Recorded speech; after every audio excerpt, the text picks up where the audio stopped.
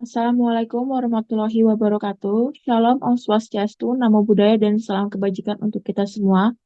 Sebelumnya, perkenalkan nama saya Jasmine Demelia Gultom dengan NIM 21106111124 dari kelas mata kuliah Hukum Lingkungan I. Di video kali ini, saya akan membahas mengenai pencemaran udara oleh PLTU di Indonesia. Yang pertama, kita akan membahas tentang case overview atau kronologi kasus. Pada bulan Oktober lalu, di tahun 2023, Indonesia adalah negara peringkat keempat yang kualitas udaranya sangat buruk. Lalu, pada rapat terbatas kedua yang membahas polusi udara Jakarta, pemerintah mengakui sumber pencemaran udara berasal dari kendaraan dengan kontribusi 44%, lalu pembangkit listrik tenaga uap atau PLTU 34%, dan sisanya adalah lain-lain termasuk dari rumah tangga. Selanjutnya kita akan membahas case analysis. Case analysis definisi yang pertama, pencemaran udara. Pencemaran udara adalah kehadiran substansi fisik, kimia, atau biologi di lapisan udara dalam jumlah padat yang bisa membahayakan seluruh makhluk hidup termasuk manusia, serta mengganggu estetika dan kenyamanan lingkungan. Pencemaran udara timbul akibat adanya sumber-sumber pencemaran baik yang bersifat alami ataupun karena kegiatan manusia. Keadaan ini bisa menyebabkan kualitas udara menurun dan dampak yang paling terasa adalah terganggunya kesehatan manusia dan juga kehidupan makhluk lainnya.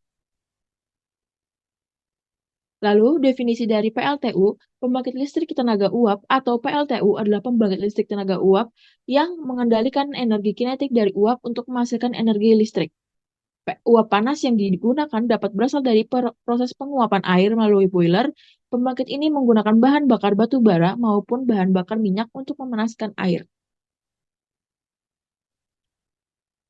Selanjutnya, PLTU milik PLN tidak sama dengan PLTU swasta karena emisi gas buang yang dihasilkan oleh PLTU PLN disaring lagi sebelum dibuang sehingga tidak menghasilkan emisi karbon yang buruk untuk udara. Lalu, PLTU swasta dapat mempengaruhi kualitas udara karena peningkatan emisi gas buang seperti sulfur dioksida atau SO2 dan nitrogen dioksida NO2 tidak disaring sehingga dapat merusak kualitas udara. Hubungan kasus pencemaran udara oleh PLTU swasta di Indonesia dengan hukum lingkungan adalah memiliki hubungan terdapat pada yang pertama Pasal 3 huruf G Undang-Undang Nomor 32 Tahun 2009 tentang Perlindungan dan Pengelolaan Lingkungan Hidup. Yang kedua ada Undang-Undang Nomor 30 Tahun 2007 tentang Energi, dan yang ketiga ada Undang-Undang Nomor 4 Tahun 2009 tentang Pertambangan Mineral dan Batu Bara. Selanjutnya, kita membahas pasal 3 huruf G Undang-Undang Nomor 32 Tahun 2009 tentang Perlindungan dan Pengelolaan Lingkungan Hidup. Ia memberikan jaminan untuk pemenuhan dan perlindungan lingkungan hidup sebagai bagian dari hak asasi manusia dan juga didukung pasal 44 yang berbunyi, setiap penyusunan peraturan perundang-undangan pada tingkat nasional dan daerah wajib memperhatikan perlindungan fungsi lingkungan hidup dan prinsip perlindungan dan pengelolaan lingkungan hidup. Sehingga, kalau dilihat semua peraturan yang menjadi landasan mengenai PLTU batubara telah memberikan perlindungan dan pemenuhan terhadap hak atas lingkungan hidup yang baik dan sehat. Hal tersebut terlihat dari peran pemerintah untuk mengadakan kebijakan dan pengaturan untuk tujuan sebesar-besarnya kemakmuran rakyat. Tetapi, yang menjadi masalah selanjutnya adalah pada implementasinya, karena masih ada beberapa lokasi PLTU batubara maupun penambangan batubara yang letaknya tidak jauh dari pemukiman warga sehingga warga menerima banyak dampak negatif yang cukup banyak. Selanjutnya kita membahas tentang Undang-Undang Nomor 30 Tahun 2007 tentang energi. Energi pasti memiliki sumbernya.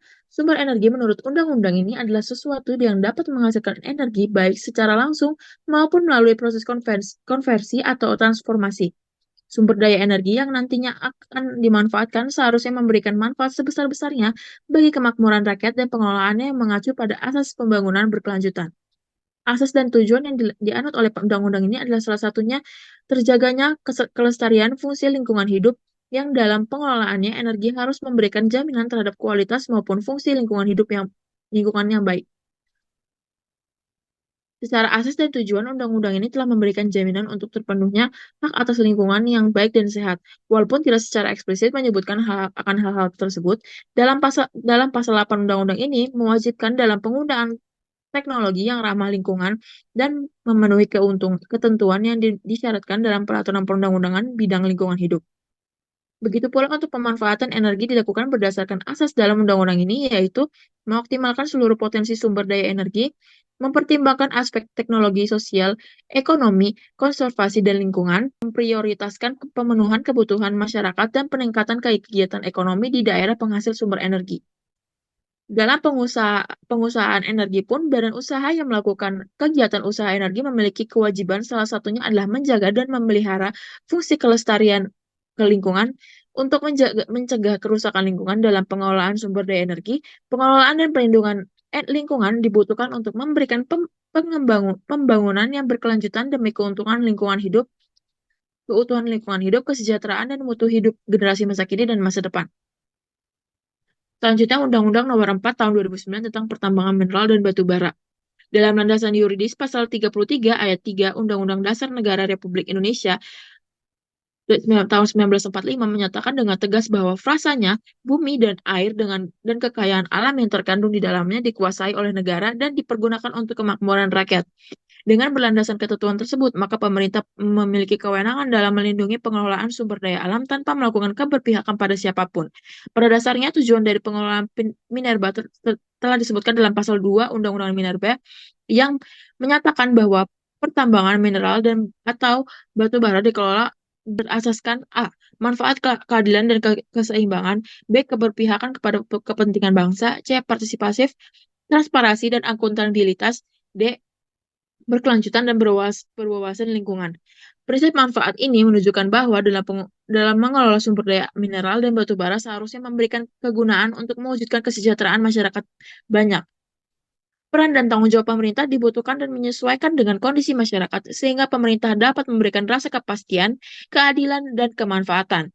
Dalam pengelolaan pertambangan mineral dan batu bara, ini harus terjamin hak warga negara terhadap hak lingkungan yang baik dan sehat, yang diatur dalam Pasal 28H Ayat 1 Undang-Undang Dasar Negara Republik Indonesia tahun 1945 bahwa setiap orang berhak hidup sejahtera dan lahir dan batin, bertempat tinggal dan mendapat lingkungan yang baik dan sehat serta berhak memperoleh pelayanan kesehatan.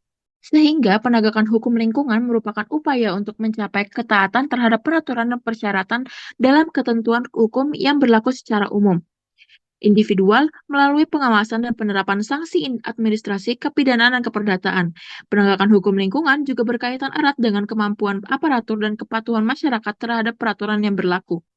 Penegakan hukum lingkungan preventif dapat berupa dialog, diskusi, penyuluhan, dan pemantauan. Secara lebih luas, penegakan hukum lingkungan preventif mengarah pada pengawasan yang dilakukan oleh pihak berwenang. Dalam hal ini, pengawasan terletak pada pejabat pemberi izin usaha di bidang pertambangan sesuai dengan kewenangannya. Sehingga pada kesimpulan dan pendapat hukum, yaitu Pasal 3 huruf G Undang-Undang Nomor 32 Tahun 2009 tentang Pelindungan dan Pengelolaan Lingkungan Hidup yang memberikan jaminan untuk pemenuhan dan perlindungan lingkungan hidup sebagai bagian dari hak asasi manusia juga didukung Pasal 44 setiap penyusunan peraturan perundang-undangan pada tingkat nasional dan daerah wajib memperhatikan perlindungan fungsi lingkungan hidup dan prinsip perlindungan dan pengelolaan lingkungan hidup. Sehingga jika dilihat semua peraturan yang menjadi landasan mengenai PLTU batubara telah memberikan perlindungan dan pemenuhan terhadap hak atas lingkungan hidup yang baik dan sehat. Hal tersebut dilihat dari peran pemerintah untuk mengadakan kebijakan dan peraturan untuk tujuan sebesar-besarnya kemakmuran rakyat.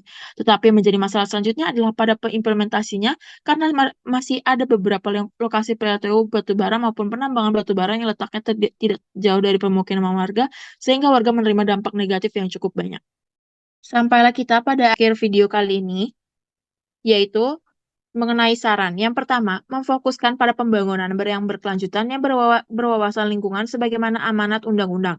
Melihat penelitian yang dilakukan oleh Harvard University sebelumnya yang akan memprediksi lebih banyak kematian dini masyarakat Indonesia, sudah seharusnya kita mengalihkan dominasi penggunaan batu bara ke memperbanyak menggunakan energi yang baru dan terbarukan atau EBT. Juga mendukung pengembangan teknologi energi terbarukan dan berfokus pada energi terbarukan yang ada di Indonesia. Yang kedua, peran pemerintah terhadap perubahan iklim harus lebih baik. PLTU batubara merupakan penyumbang terbesar karbon dioksida atau CO2. Padahal, pemerintahan kita memiliki komitmen untuk mengurangi emisi gas rumah kaca. Sehingga kita juga perlu memperhatikan kembali terkait kebijakan pembangkit listrik tenaga batubara yang mana eksistensinya telah menurun bagi dunia. Jangan sampai pemerintah mengabaikan kesehatan rakyatnya sendiri. Sekian yang dapat saya sampaikan di video kali ini. Kurang lebihnya mohon maaf. Assalamualaikum warahmatullahi wabarakatuh.